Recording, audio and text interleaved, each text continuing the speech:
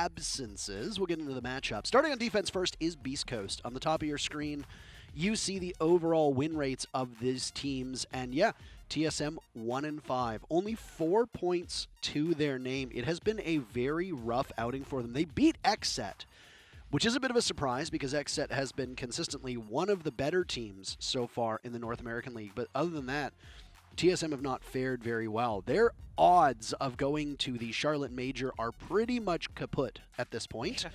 So the defending champs of SI will be unlikely to make it to the Major, but their opponents, Beast Coast, as Jacob referred to, a team of rejects, which, by the way, I don't necessarily think is the case. I think they put this team together with tons of potential, especially with Sweater on that squad, and they have proven their worth. They've still had some growing pains. They sit in 6th right now, 3-3, and they still have an outside shot of making it to the Raleigh Major. They trail Space Station outside of that window, the Charlotte Major, and then you've got Dirk Zero, Exit, and Oxygen. Same state, whatever.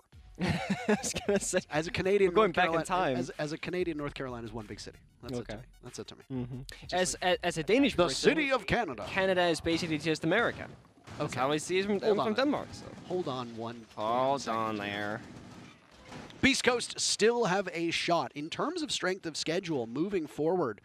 This matchup for Beast Coast on paper is a must-win for them. You're going up against a team that is in 8th place that have not been the strongest. Then you go up against Mirage, who are in dead last. Razor announcing earlier today that due to personal circumstances, he'll be stepping away for the rest of the stage. Mirage did not look particularly good against Astralis earlier today. Understandable given the circumstances. If Beast Coast can prevail here and pick up all 3 points and then pick up 3 points against Mirage, that'll put them at 16 points. Now, that's good enough to vault them at this present moment into 2nd place, but there's still 2 more playdays to go. All the rest of the teams have to play. That's the stakes for Beast Coast, and they're going to gamble on a map that we have never seen them play before. Yeah, so while TSM themselves can't necessarily make the Major per se, they can still kind of choose what other teams do go. That could be Beast Coast, that could be someone else. TSM winning here would put Beast Coast, on the back foot of qualifying, but if Beast Coast finds the victory, they put themselves in a great position going forward.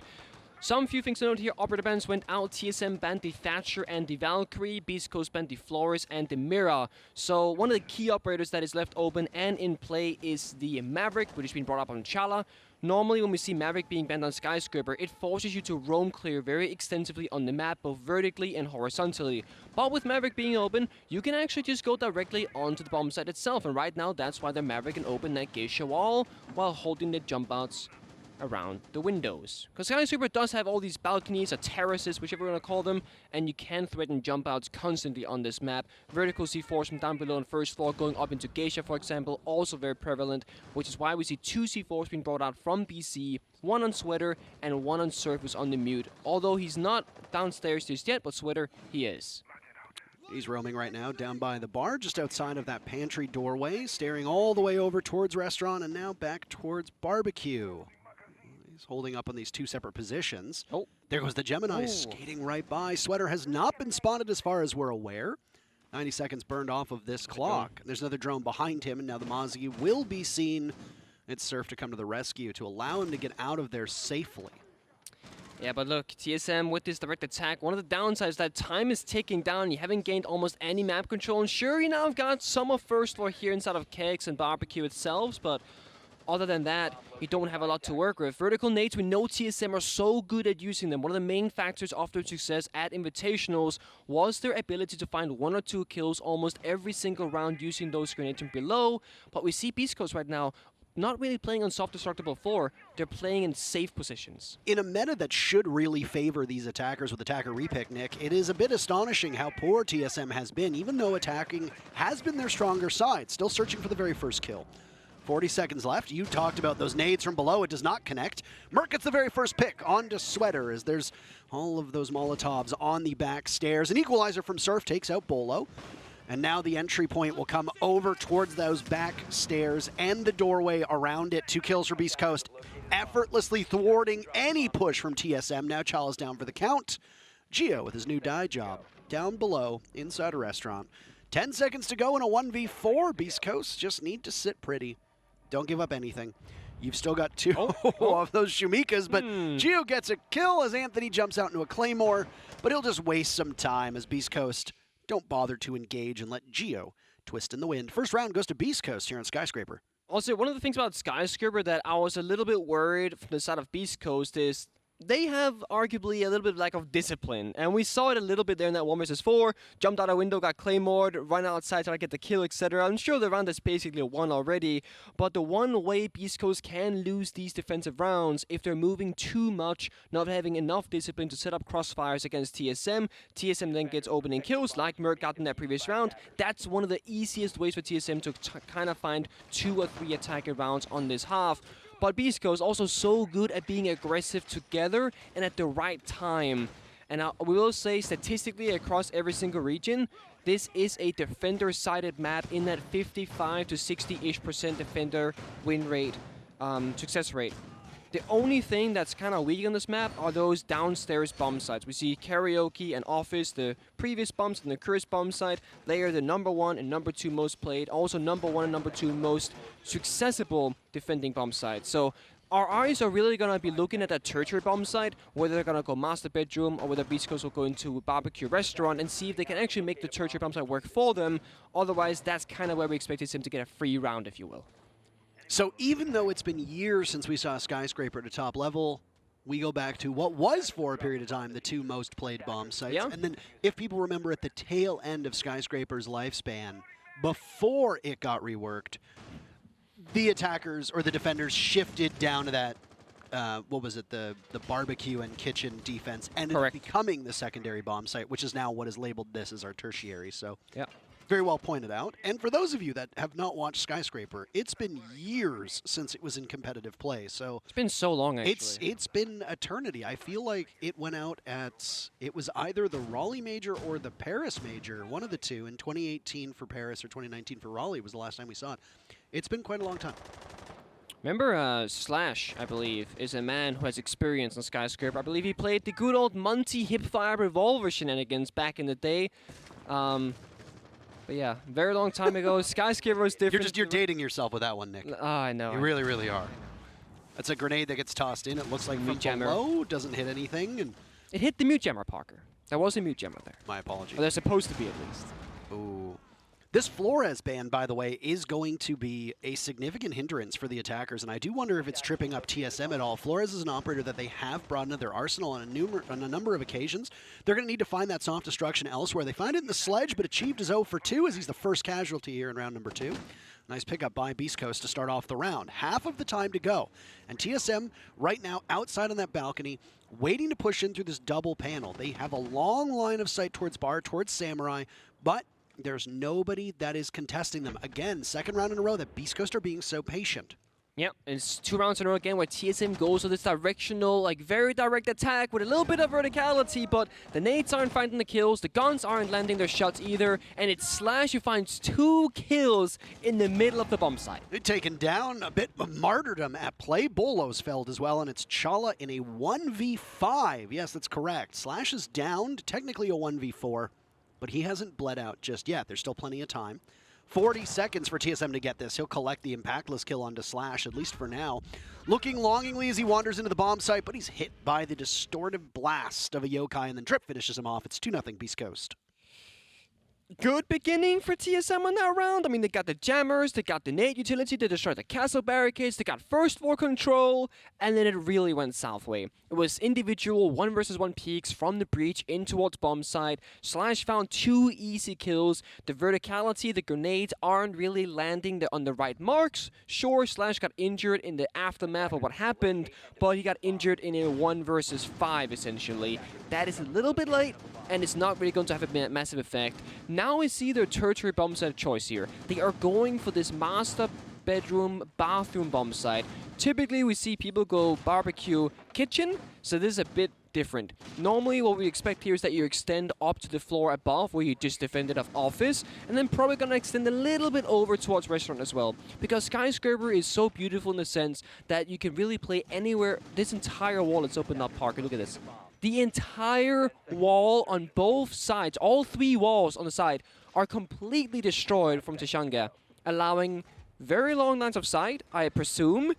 And a little bit of a different defense here from Beast Coast. I have not really seen this before, I'll be honest. You know what that reminds me of? That old clubhouse defense that we would see time to time where they would shoot out the wall from inside of Armory that looks into church. I don't know if you remember that. You'd have Smoke do that, though, of course. Yeah. It was something that Retro would do back when he was on this old Beast Coast roster back before they became Cloud9, and it was something that Necrox would do as well when he was on Evil Geniuses. So it's cool to see, and this is something that for those of the more casual side of our viewership don't necessarily understand, that sometimes opening up walls is to your advantage as a defense because the attackers can't just waltz on in with the same level of confidence because guess what? You're going to see them when the wall is shot out.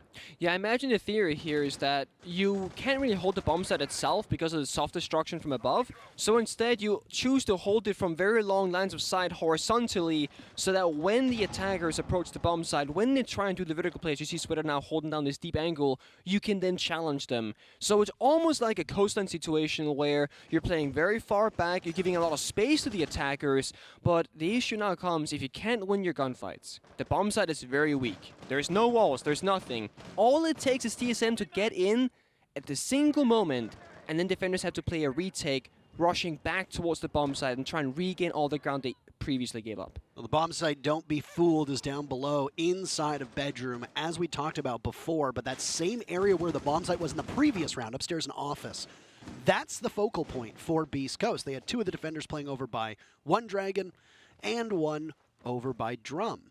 They've now maneuvered into a completely different position. Sweater, who was upstairs, has found his way down into reception, and now he's in this main lobby area waiting, and he can see the silhouettes. It actually looks like TSM have taken the bomb site. Aaron? So this is going to be a reversal of sorts. Down goes Bolo. That's the very first kill. Diffuser planted successfully from Chala. So the time will start to tick with 9 players still alive in this server. This is going to be absolute hell. The wall opened up, does no favors whatsoever to Beast Coast as TSM are hitting their marks, but Slash swings on Chala and puts it back to a 3v3. Geo takes out Slash, so it's the aerial support of Sweater from above. He's as good as gone, forcing Drip onto the diffuser, and Achieved very easily uses the hole from above and sends the last member of Beast Coast to the grave. It took the tertiary bomb site for TSM to find a victory, but they get it done on Bedroom. Yeah, and that's like the one round that we really expect the attackers to win. When I check the statistics for NAL on the kitchen bomb side, it's like a 9% defender win rate. And Master Bedroom isn't even played, so I can only imagine that's even worse. And we saw it right there, a 0% success rate so far in this first round that we've seen it in this matchup. So good job, TSM, getting your first attacking round, but this was the most expected round for you to win. Beast Coast, the strategy was exactly what we kind of expected, what we spoke about briefly. They're opening up all those lines of sight, playing very far back, very far away, using Tashankas, Molotovs to try and deny them from planting. But the issue is, Valkyrie's banned from TSM. You don't have a lot of information on the bomb site itself. You're shooting blind, you lose vertical control. The moment the diffuser is successfully planted, all it takes is one tiny sledgy boy above, which is Achieved if you're on TSM, and he can win that post. Oh, is that sledgy boy? Feet sees, all these little tiny sledgy boy. I mean, when you think about Sledge in Rainbow Six Siege, I do believe that Achieved is one of the players that will always come to your mind first.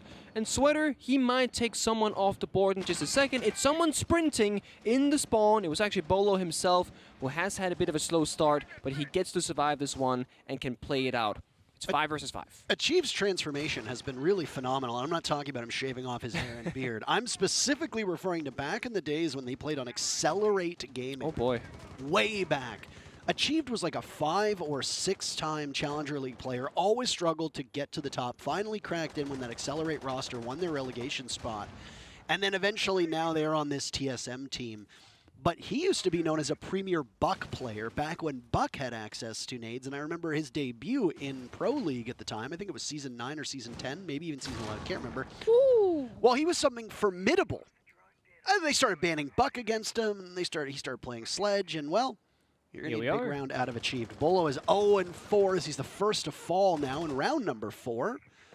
It was highlighted on Twitter that Bolo's rating right now is in what, the bottom 6 Yeah. of the NA League. He's actually not that far off of the entire core of Mirage and Super, who Super is dogged endlessly for his poor statistics.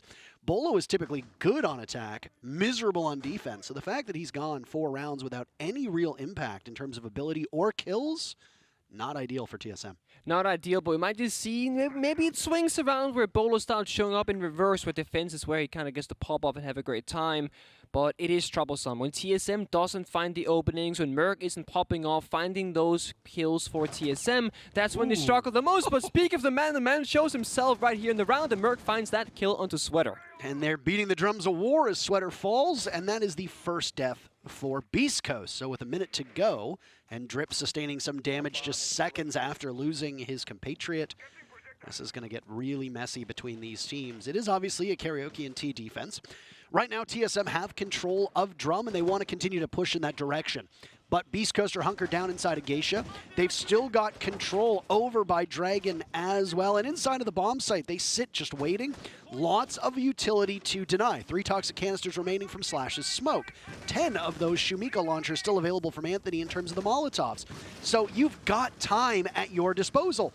And if you're TSM, you have to start moving. Again, you are blind with information, and you very patiently wait for somebody to provoke a fight. None of them are doing that. Next one to go down is Geo, but the bloodshed needs to begin for TSM as they filter into the bomb site. Slash looks the wrong way, taken out by Achieved. A 3v3, but almost no time remaining. You'll need good coverage of the bomb getting planted by Merc right now in hands, and it's Anthony to try to recover, but he can't. Oh, TSM shutting them all down. It's Drip to clutch against Merc as the diffuser is down successfully. TSM look for an equalizer. Drip sees him and wins the gunfight. It's a quad kill for Drip. The boy does not die.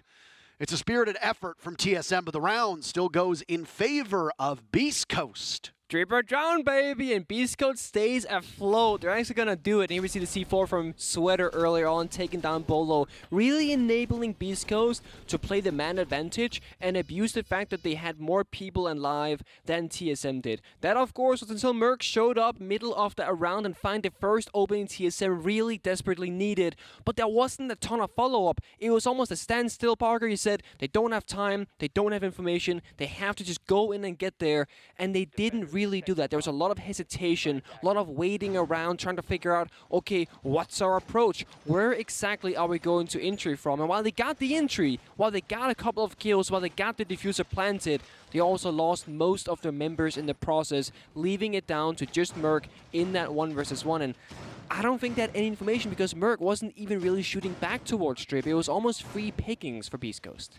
It was. Again, TSM's 2 main issues on this attack seem to be finding that opening pick and then capitalizing off of it. Right now, Beast Coast have 3 of the 4 opening duels breaking in their favor.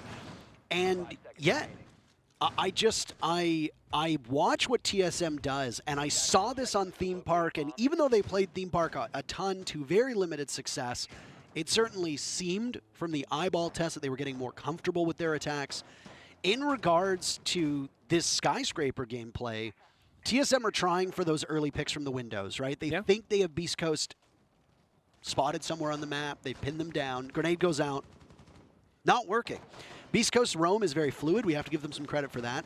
And it's killing a lot of TSM's clock management because TSM's clock management has been very poor. And when you can't pick off one of those roamers early, you're left with very little time to actually execute on the bomb site, and there's plenty of stall potential from Beast Coast. There is, and I do agree, and I do want to praise Beast Coast because I think one of their weaknesses, looking at them in the early stage of this stage 1, is they are not super disciplined. They move arguably a little bit too much, and they also get picked off very frequently from moving around way too much. It's something that we saw in their earlier game in the very beginning as Parabellum Border. They would move, Parabellum gets a free kill, etc. But now we see Beast Coast playing very disciplined, playing tight together, every single round almost bringing the castle, setting up crossfires, and playing off multiple win conditions. Whether it's the Tashanka, the Smoke, now it's the Echo on Anthony. They got multiple C4s at their disposal each and every single round, using them vertically as well against TSM. They are playing a phenomenal game of Rainbow Six Siege right now, and TSM are not looking like they are up for the challenge.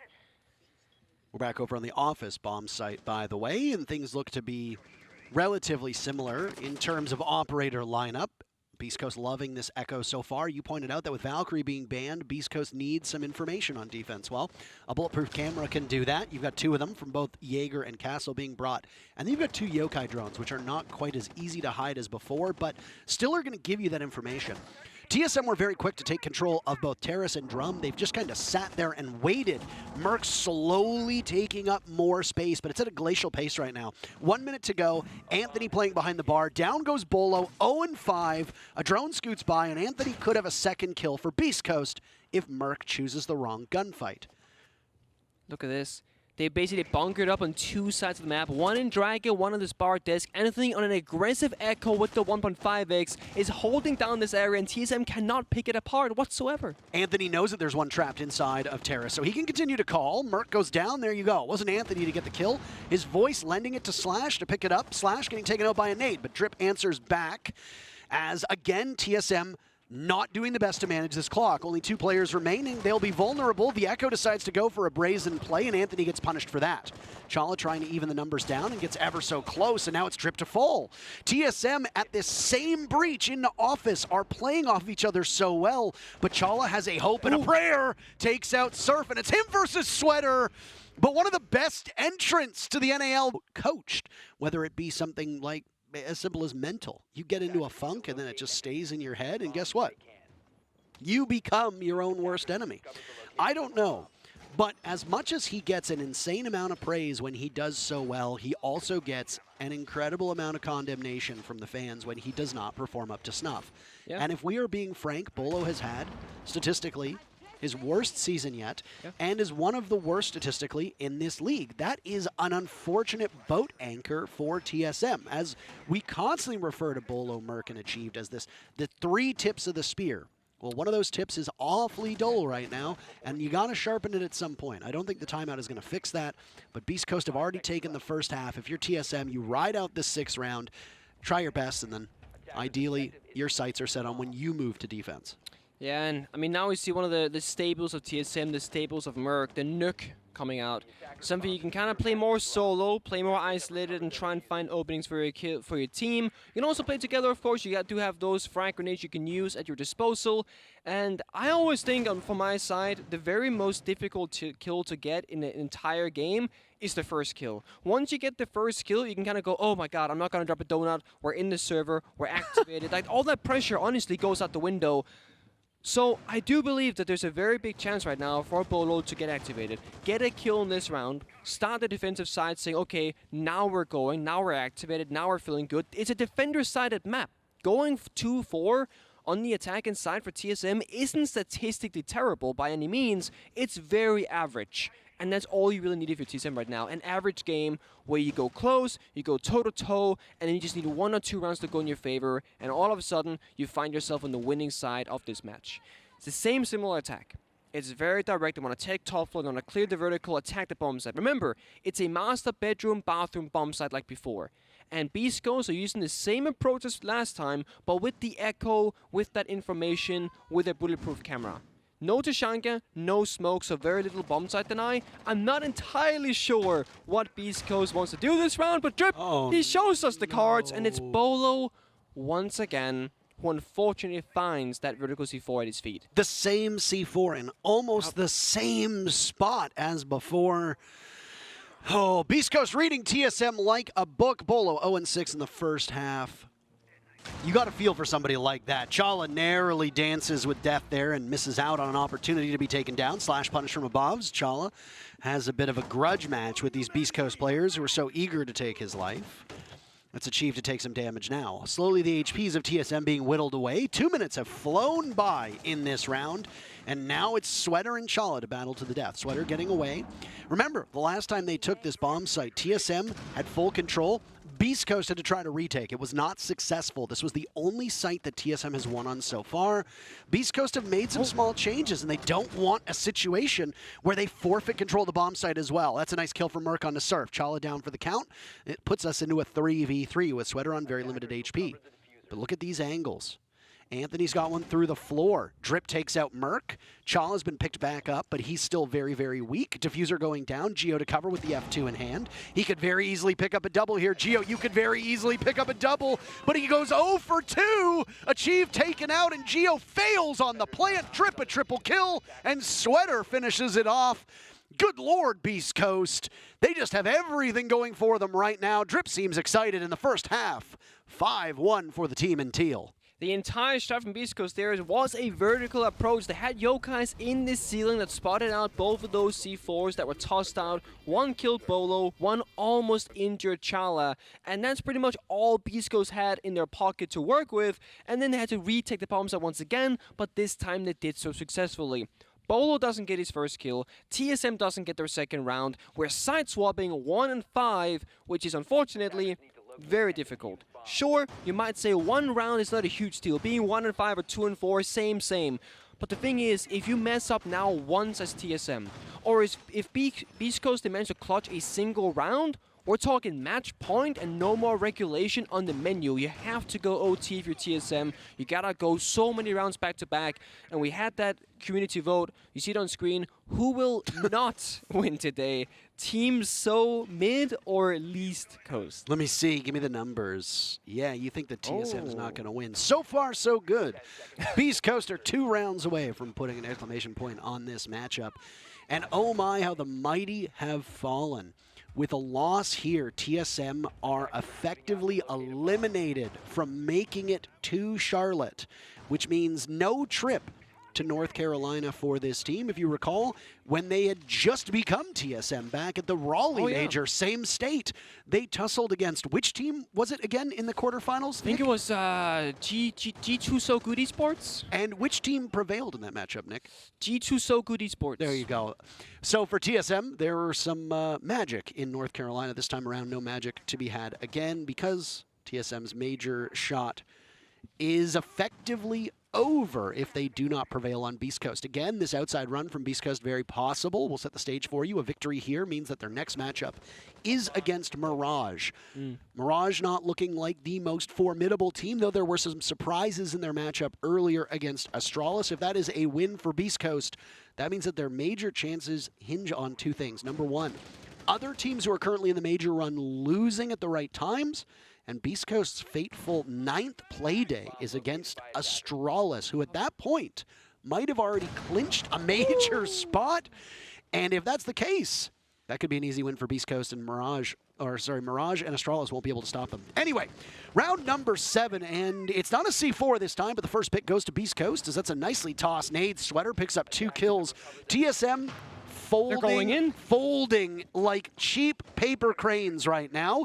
TSM about to get bulldozed as Drip is getting the diffuser down. They've been completely boxed into the bomb site. A 3rd kill from Sweater as he commands control of the hallway, and the diffuser gets planted as well with still 1.5 minutes to go in the round.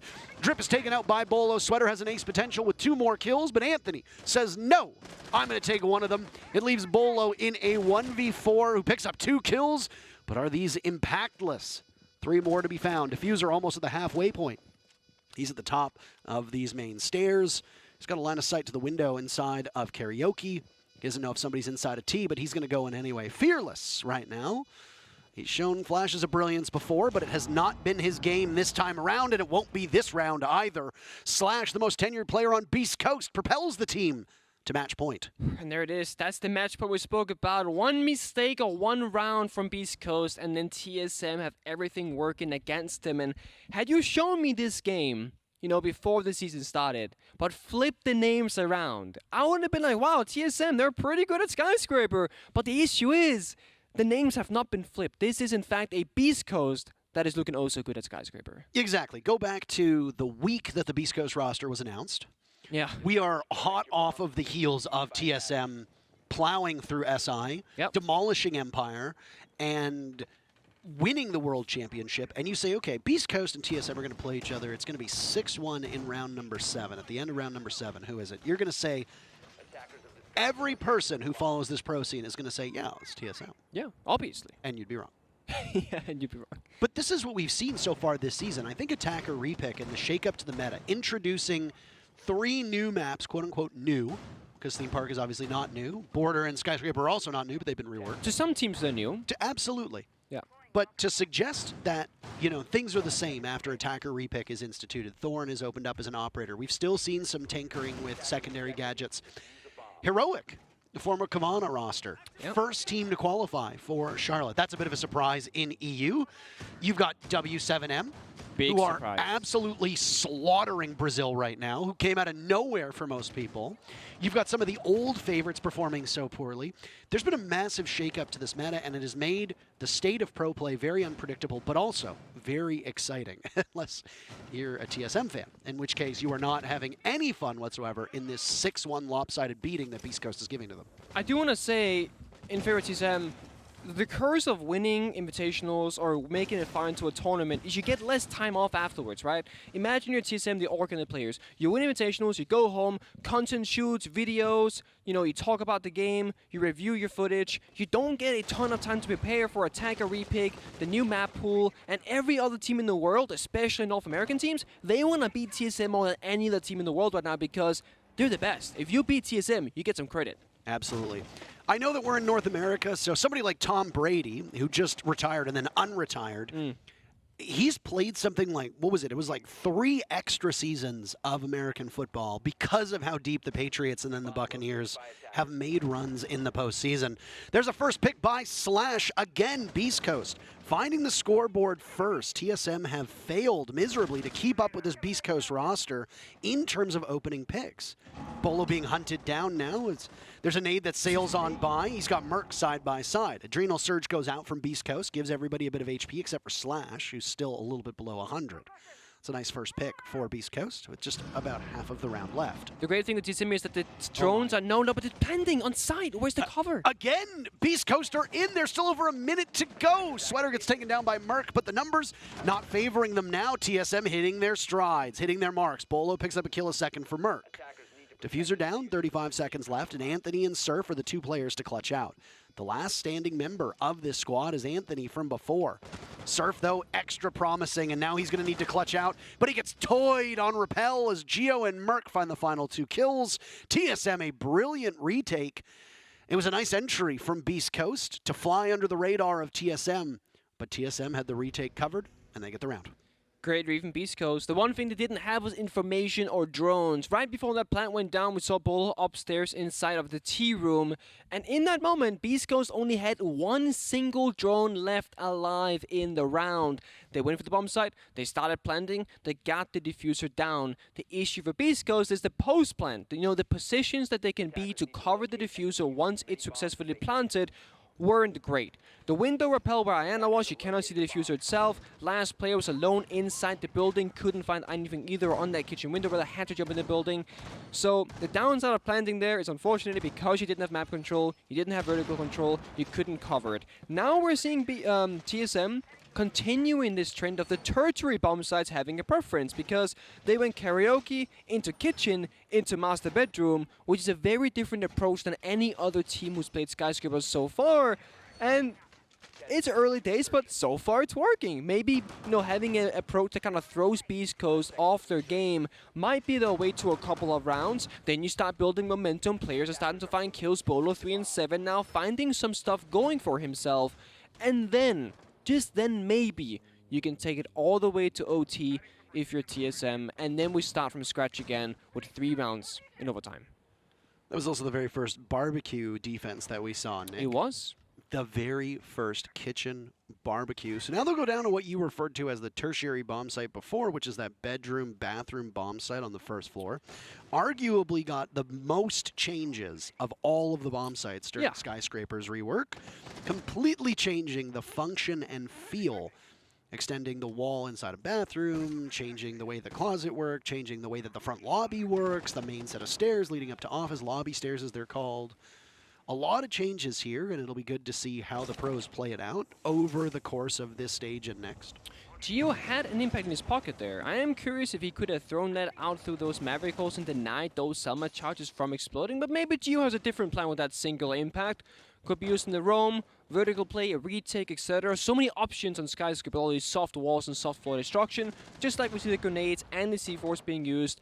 relentlessly every single round from Beast Coast, usually finding value, but that one Gemma right there on the single roll upstairs has not been destroyed. Ooh, Anthony getting tagged and hurt by, I would assume, Geo.